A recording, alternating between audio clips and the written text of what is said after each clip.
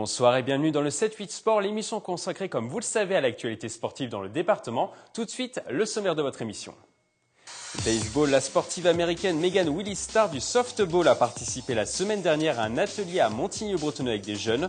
La Floridienne a donné à cette occasion quelques conseils et astuces, les détails dans cette édition. Cyclisme sur piste, le deuxième Grand Prix de Vélizy-Villacoublay est programmé ce dimanche 8 novembre au Vélodrome national de Saint-Quentin en Yvelines. 150 coureurs participeront à la compétition, coup de projecteur à suivre. Rugby, plaisir à emporter une 4e victoire en 4 matchs de Fédéral 3. Les Yvinois ont battu Rueil-Malmaison 28-15 à domicile. Retour sur cette rencontre dans ce magazine. Et puis en fin d'émission, comme tous les lundis, nous ferons un pan complet sur les résultats sportifs du week-end dans le département. Nous parlerons notamment de la Transat Jacques Vabre et du skipper versaillais Tanguy Delamotte qui est actuellement à la 5e place du classement.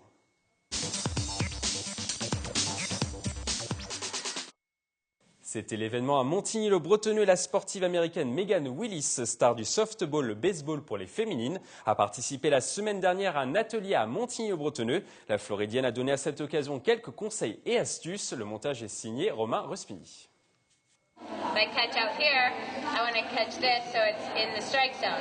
L'américaine Megan Willis, 30 ans, est l'une des meilleures joueuses de softball au monde, l'équivalent du baseball pour les féminines au pays de l'oncle Sam. Ce mardi, la joueuse professionnelle a animé un atelier avec des jeunes au stade Jean Maréchal de Montigny-Bretonneux pour présenter son sport. Au programme de la frappe, des sessions pour attraper la balle et de la défense. C'était une journée très spéciale aujourd'hui. C'était important pour moi d'être là et de voir autant de jeunes garçons et de jeunes filles. C'était vraiment fantastique de les voir jouer au softball et au baseball ensemble en France. On m'a dit comment on se plaçait en catcheur et comment on se plaçait pas en catcheur. Et plein d'autres choses. Cette rencontre exceptionnelle a été rendue possible grâce à un partenariat entre la Fédération française de baseball et l'ambassade des États-Unis. C'est exceptionnel parce qu'on a une athlète exceptionnelle. Et ce qui est important, c'est de saisir encore une fois ces opportunités pour montrer à nos jeunes, à nos licenciés en général d'ailleurs, ce qu'est vraiment le softball. Et pas simplement une démarche franco-française, c'est vraiment ce qu'on a de mieux aujourd'hui sur le softball mondial. On l'a ici à Montigny. Au total, plus de 60 joueurs de baseball et de softball se sont inscrits à la session pour avoir la chance d'être coachés par la Floridienne. Waouh. Du coup, moi j'ai posé mon après-midi et ce que je me suis dit, je pense, avoir l'occasion de rencontrer une joueuse américaine professionnelle, je pense on n'aura pas beaucoup l'occasion dans une vie, donc j'ai sauté sur l'occasion et c'est super. Certaines filles ont le potentiel pour intégrer l'équipe nationale. Peut-être que l'une d'entre elles aura l'opportunité de participer aux Jeux Olympiques de 2020. La tournée de Megan Willis en France s'achèvera fin octobre. Après Montigny-le-Bretonneux, l'américaine participera à des ateliers softball à Lyon et à Bordeaux. Un événement à ne pas rater pour les amateurs de cyclisme sur piste. Le deuxième Grand Prix de Vélizy-Villacoublay est programmé ce dimanche 8 novembre de 13h30 à 18h30 au Vélodrome national de Saint-Quentin en Yvelines. Pour nous parler de ce rendez-vous, nous recevons sur ce plateau Jean-Michel Richefort et Michel Barraud. Bonsoir. Bonsoir. Alors Jean-Michel, on va commencer par vous. Est-ce que ça sera un très beau rendez-vous ce dimanche ? Oui, on a tout fait pour que ce soit un très beau rendez-vous. La deuxième édition du Grand Prix de Vélizy monte en puissance. L'an dernier, nous avions engagé. Cette année, 150 coureurs ont envoyé leurs engagements. Et parmi eux, des champions du monde, des champions de France, des coureurs élites. Et puis, toutes les catégories seront représentées. Et comment l'expliquez-vous justement cet engouement ? Il y avait 120 coureurs l'année dernière, 150 cette année. Comment l'expliquez-vous ?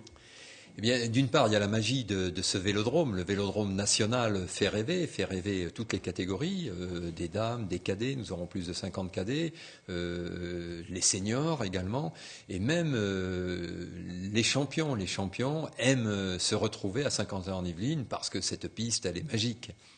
Michel Barraud, est-ce que le niveau sera relevé cette année et quelle compétition on pourra voir sur la piste du Vélodrome ? Oui, le niveau va être très très relevé. Jean-Michel en a parlé, niveau national, voire même mondial, puisqu'il y a des gens qui sont champions du monde qui vont participer. Donc vraiment. Quel champion du monde du coup ?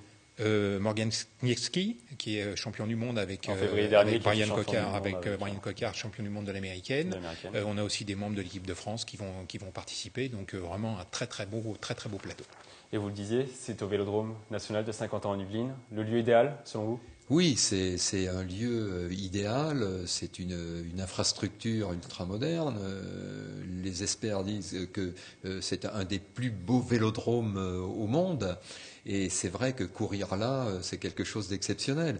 Et des cadets, nous aurons une cinquantaine de cadets qui auront la chance de côtoyer donc des champions du monde, Morgane Kieski, mais également Christelle Ribaud, qui a été championne du monde récemment en master à Manchester, et aussi tout le pôle France, les jeunes espoirs du pôle France qui sont programmés pour les Jeux Olympiques de Tokyo, donc en 2020, donc un plateau assez exceptionnel. Et puis des coureurs élites comme Émilien Clerc, qui a été champion de France de demi-fond, et des courses de keirin cette année. Ça, c'est le plus important. Là, pour la première fois dans le Grand Prix, donc nous avons introduit les courses de keirin qui sont toujours très spectaculaires avec les meilleurs coureurs français de keirin. Et pourquoi avoir justement choisi ce vélodrome? Il est magnifique, on le sait, mais est-ce qu'aussi ça vous permet d'avoir du monde, d'amener du monde pour ce Grand Prix de Vélizy? Bien sûr, on espère bien. Donc déjà, on a fait l'entrée gratuite et on espère faire découvrir la piste au public francilien qui a vibré lors des championnats du monde. J'espère que ce public va nous rejoindre dimanche. Et c'est toujours très spectaculaire parce que l'enceinte s'y prête, les courses sont toujours rapides et je pense que dimanche, dans le vélodrome, il y aura une superbe ambiance. Michel, est-ce que les coureurs vous en ont parlé de ce Grand Prix de Vélizy? Ah oui, on les côtoie tout au long de l'année. C'est un événement. Depuis l'exploit de l'année dernière, où effectivement Vélizy a réussi une formidable organisation, tout le monde nous en parle et tout le monde dit oui, nous on veut y aller, nous on veut s'engager. Malheureusement, c'est un petit peu limité puisqu'on ne peut pas accueillir trop de monde sur la piste, mais tous ceux qui viennent sont très très très contents de venir. Ils se sont entraînés de façon intense? Bien évidemment. Ils viennent vraiment pour une grosse compétition. Ils ne sont pas venus on va dire en match amical. Tout là, à fait. C'est vraiment une vraie compétition. Tout à fait. C'est une vraie compétition officielle, bien sûr. Et voilà, tout le monde va avoir à cœur de faire le meilleur résultat possible. Et est-ce qu'il y aura une 3e édition l'année prochaine? Mais bien sûr. Michel. Déjà, on a des idées pour faire progresser encore ce Grand Prix et pourquoi pas faire venir des étrangers et inclure des matchs de vitesse et préparer ce Grand Prix sur la journée avec des épreuves de vitesse le matin, bien sûr, les finales l'après-midi. Mais toujours, nous tenons à conserver toutes les catégories, faire courir les féminines, les meilleures féminines de France, faire courir les cadets également, des juniors, ça c'est très important pour nous, et qu'ils puissent côtoyer l'élite de la piste en France. Et qu'est-ce que vous aimeriez que les gens retiennent de cette journée? Quel serait le plus beau compliment qu'on pourrait vous faire à la fin de cette journée? Eh bien, on a pris beaucoup de plaisir et l'ambiance était formidable. On voudrait recréer l'ambiance qu'on a connue lors des championnats du monde en février dernier. Et c'est possible pour un club? Oui, bien sûr, c'est possible si le public est là. Et c'est la raison pour laquelle on a fait l'entrée gratuite.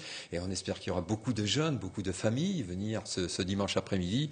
Et on ne doute pas que les coureurs vont faire le spectacle. Donc, ça va vibrer encore une fois dans ce vélodrome. Merci à tous les deux d'être passés sur ce plateau. J'espère que ce rendez-vous passionnera les foules, comme vous l'avez dit, Jean-Michel. On ouvre à présent une large page rugby.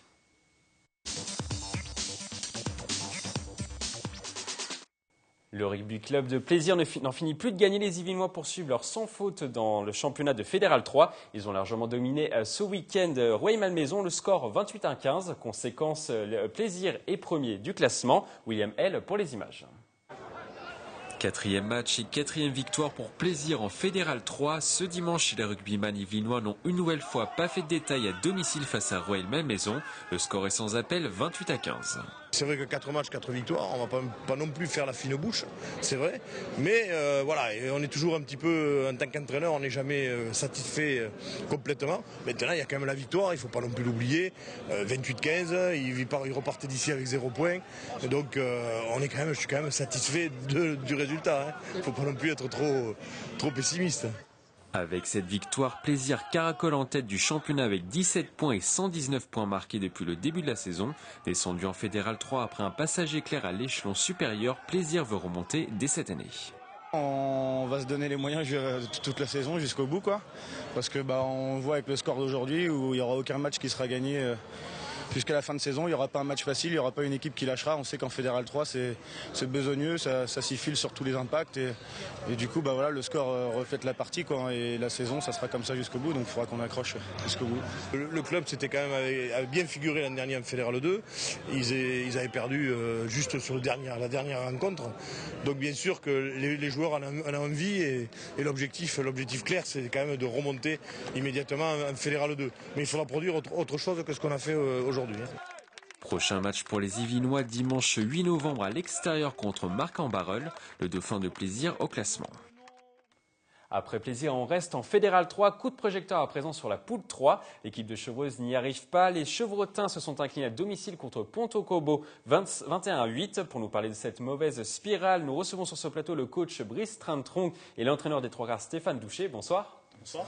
Alors tout d'abord, je tenais à vous remercier d'être venu sur ce plateau. Ce n'est jamais facile de venir après une défaite.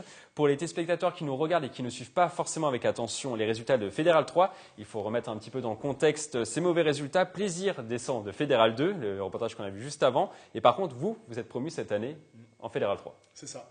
C'était vu en début de saison, effectivement, on monte d'honneur après une belle saison l'année dernière.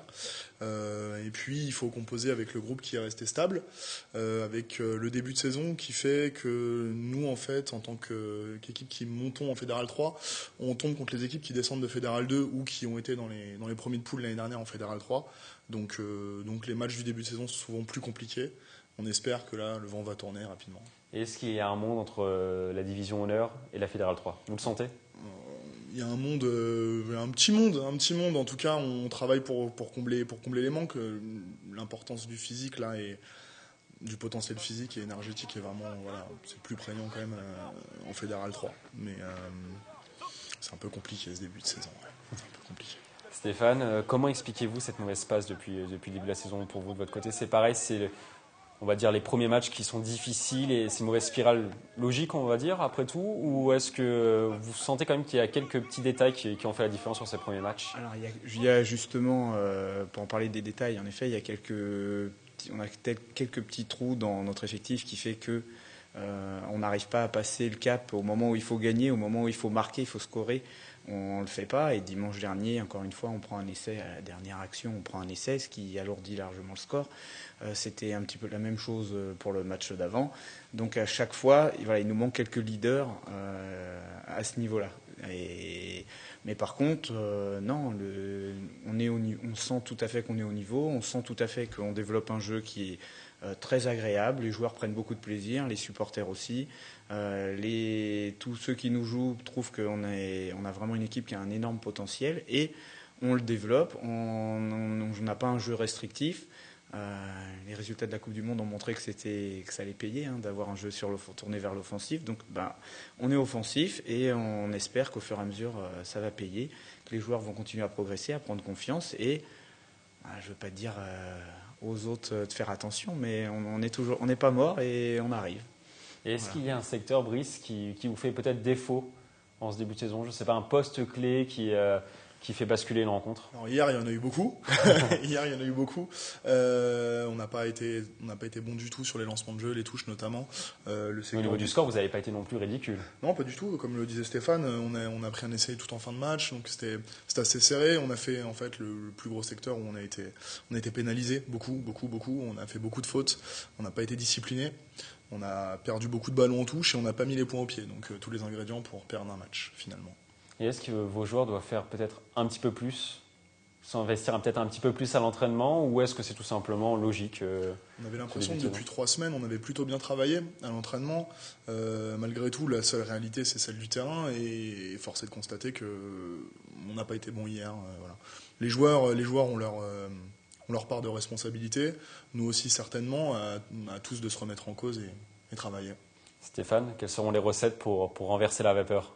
Surtout croire en ce qu'on fait et vraiment rien lâcher du tout et s'impliquer et se battre. Parce que c'est tout d'abord un sport de combat, donc se battre et se faire confiance les uns les autres. Voilà. Est-ce que les joueurs, eux, ils y croient ? Bien sûr qu'ils y croient. Bien sûr, ils y croient et on croit même plus qu'au maintien. Voilà. Donc on a des objectifs qui ne sont pas uniquement le maintien. Voilà, on se reconstruit, c'est un club qui remonte, qui se reconstruit et qui a des ambitions. Voilà. Et les objectifs, du coup, ça ne sera pas forcément le maintien ? Ah non, nos objectifs à nous, on a 4 coachs là, avec Stéphane, moi que voilà. Et les 2 coachs de la B, on est tous dans la même dynamique, c'est-à-dire qu'on déteste tous perdre. Quoi qu'il arrive, on déteste perdre et nous on vise la qualif. Alors maintenant, elle se fera pas. À la limite, peu importe, mais jusqu'au dernier coup de sifflet de la saison, on fera tout pour être qualifié et pour pouvoir faire le mieux possible. Et est-ce que finalement ce match, le match référence de jouer les tours, la victoire, la seule victoire de la saison, est-ce que ça peut permettre de construire un groupe sur le long terme? Vous l'avez remporté lors de la dernière journée. Est-ce que finalement jouer les tours, qui était quand même un bon morceau quand même de cette poule, est-ce que ça peut permettre de vous construire, un groupe là-dessus? Moi je pense qu'on construit aussi sur les défaites. La victoire, oui, effectivement, ça fait du bien. Oui, il y a des points positifs à dégager. Maintenant, il faut aussi corriger nos erreurs. Et c'est ça le plus important, c'est de s'améliorer et de corriger ce qui n'a pas été surtout. Puisque contre jouer les tours, on a fait des bonnes choses, notamment sur le secteur de la touche. On a été catastrophique hier. Donc, chaque dimanche ne se ressemble pas. Et voilà. Essayer de corriger petit à petit. Et puis, travail de longue haleine sur une saison. Et comment on gère justement cette ambiance quand il y a une spirale négative? Comment on gère ça dans le groupe? Alors déjà, nous, il n'y a pas une spirale négative.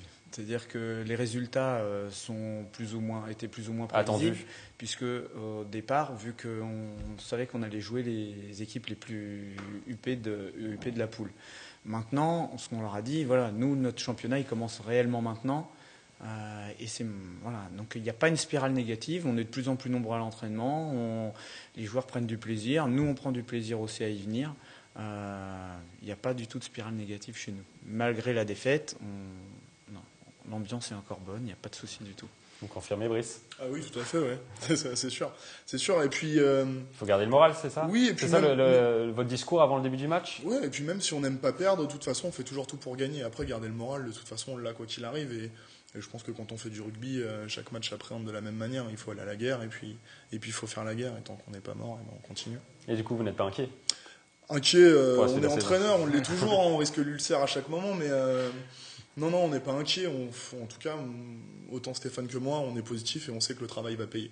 Voilà. Peu importe quand, le plus rapidement possible, mais il va payer. Et quand faudra-t-il s'inquiéter, selon vous, Brice? Voilà, quand on sera sûr de descendre, là, on sera vraiment inquiet. En attendant, on va se battre pour réussir. C'est les autres qui doivent s'inquiéter. Nous, on ne s'inquiète pas.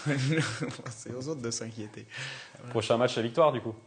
Prochain match, la victoire. Celui d'après, la victoire. Et puis quand vous nous réinviterez mi-décembre, vous verrez qu'on sera dans les qualifiés. C'est noté. Merci à vous d'être passé sur ce plateau. Bon courage pour la suite du championnat. On passe maintenant aux autres résultats du week-end.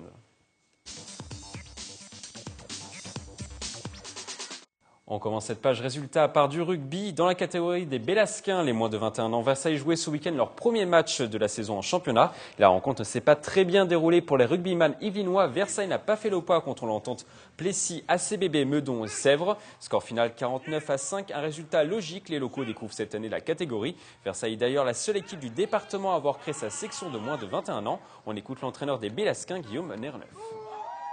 Cette section était l'idée d'un projet sportif à la base. On a décidé de créer cette section parce qu'on estimait que les jeunes qui sortaient des juniors de moins de 18 ans n'étaient pas prêts physiquement et techniquement à aller jouer en senior. Donc on s'est dit, autant créer cette catégorie qui n'est pas obligatoire aujourd'hui, mais qui va le devenir, donc autant prendre de l'avance sur les adversaires. On est les seuls. Dans le 78, on est les seuls, ouais. Donc oui, c'est une particularité. Prochain match pour les Bélasquins dimanche prochain sur le terrain de Suresnes.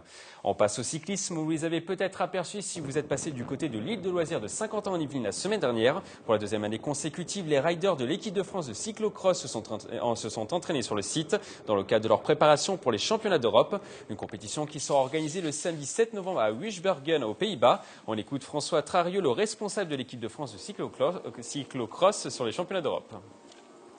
Le terrain de Saint-Quentin, alors il est adapté notamment sur la base de loisirs. On a 2-3 espaces qui sont appropriés pour avoir des beaux sites de pratique. Après, nous, la particularité des championnats d'Europe, c'est qu'on a un parcours sablonneux. Donc on s'est rendu notamment sur la commune d'Aufargy pour aller rouler notamment à la Sablonnière, qui nous a permis vraiment de travailler de manière spécifique en vue des championnats d'Europe qui auront lieu à Wiesbergen aux Pays-Bas et où il y a pas mal de petits espaces sur des dunes. Donc c'est pour ça qu'on a essayé de travailler sur 2 sites pendant le stage. Une grande compétition de billard était organisée ce week-end à Fontenay-le-Fleury. Plus de 170 joueurs classés parmi les meilleurs en France et à l'étranger se sont affrontés au gymnase Descartes à l'occasion du 3e Open de billard organisé par la Fédération française. Le public a notamment pu observer la star tricolore Yannick Beaufils, 2e français en 2014. Présentation de cet événement par l'un des organisateurs, Laurent Outerovitch. Il était au micro de notre journaliste William L. J'ai poussé la porte de la mairie il y a 4 ans. Ils m'ont dit oui pour la première année, ils ont voulu voir. Et puis maintenant, c'est tous les ans, on le fait à la même époque. Un tournoi, ce qu'on appelle Open National de billard FBEP. C'est un tournoi national, voire même international, parce qu'il y a des étrangers qui sont avec nous. Il y en a 9 dans l'année. Et sur les 9, on en fait un par région. Ce mois-ci, c'est à Paris, donc à Fontenay-le-Fleury qui nous accueille gentiment, depuis la 4e édition. Et à la fin de l'année, c'est individuel aujourd'hui. Et demain, c'est en équipe, de 4 contre 4. Un point sur la Transat. Jacques Vabre à présent. Vous le savez, le skipper versaillais Tanguy Delamotte participe actuellement à la compétition. Le navigateur est parti avec ses coéquipières Samantha Davis le dimanche 25 octobre du port du Havre à bord de son IMOCA Initiative Cœur. Victime d'une avarie vendredi dernier, le skipper a réussi à réparer son bateau. Il pointe actuellement à la 5e place du classement et vise même la 4e place. On écoute le skipper versaillais. Là, l'objectif, c'est clairement de se rapprocher du souffle du Nord qui est juste devant nous, là, qui est très très proche devant nous. Bon, il y a quand même encore à une 50aine de kilomètres, mais bon, il reste à peu près 4000 kilomètres, voire plus, même 5000. Voilà, 50 kilomètres, c'est pas grand-chose. Donc là, en ce moment, dans l'après-midi, depuis ce matin, on arrive à grappiller quelques longueurs sur lui. Donc on le voit pas, hein, forcément, on regarde pas la carte sur l'ordinateur. Mais non, c'est assez sympa et nous on s'applique et le but c'est forcément de finir, hein, comme toutes les courses, mais d'essayer de terminer 4e parce que les 3 qui sont devant, ils sont intouchables. On termine la rubrique résultats par du football en promotion d'honneur. Trappes n'en finit plus de gagner. Les joueurs coachés par Mojtan Aoussi ont terrassé Sarcelles sur le score de 6-2. Oui, vous m'avez bien entendu, un score qui permet à Trappes d'être la meilleure équipe du championnat. Du côté du classement, Trappes est premier avec 20 points. La deuxième équipe yvelinoise Houille est à égalité de points. Les trappistes joueront dimanche prochain contre Écouen à domicile. Comme vous pouvez le voir à l'écran, Trappes est premier du classement devant Houille, qui est la deuxième équipe yvelinoise de cette poule. On referme ce magazine par un rendez-vous. Course à pied, la 3e édition de la course royale est programmée ce dimanche au départ de la pièce d'eau des Suisses à Versailles. Au programme, une course de 10 km, une autre de 20 km, des compétitions pour les enfants et de la marche nordique. L'arrivée est programmée à Fontenay-le-Fleury. Si vous voulez vous inscrire, il reste encore des places. C'est la fin de ce 7-8 Sport. Merci de l'avoir suivi. Je vous retrouve lundi prochain pour un nouveau magazine. D'ici là, passez une excellente semaine sportive. Très belle soirée sur TV Fils 78.